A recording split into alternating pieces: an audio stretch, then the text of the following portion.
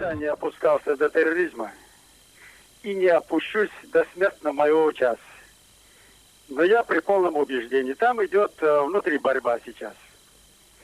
Россия хочет навязать нам внутреннюю чеченскую борьбу, и вместо этой получает уже внутреннюю российскую борьбу. Вот тот режим, который они привели туда, оккупационный, вот он сейчас ему и творит. Прежде всего, это отработка перед чеченским народом.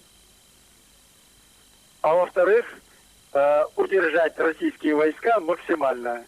Кому мешает, например, Романов? Нам он не мешал. Он лицо, которое подписал соглашение. Кому мешал Лобов? Нам он не мешал, он представитель президента. Взяли уголовников, собрали со всех тюрем и лагерей.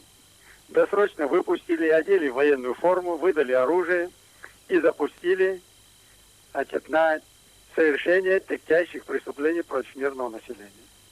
Контракт закончился, да и умирать им не очень хочется.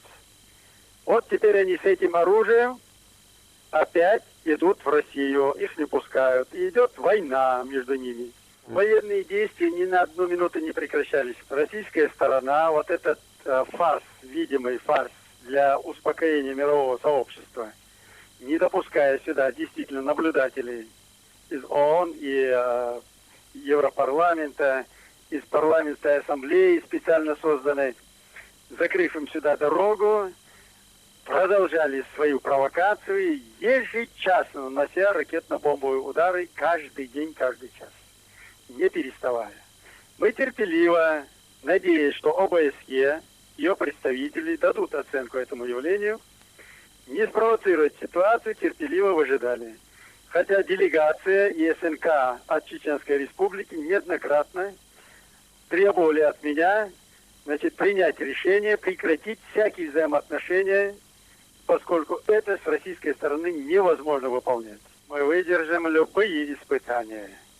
Не лучше будет и в России, могу заверить. Озлобленные чеченцы, которые от мала до старца увидели реальную ситуацию, вправе действовать адекватно действиям России, поскольку мировое сообщество наглядно видит, насколько лживое поведение российского руководства и их вооруженных сил.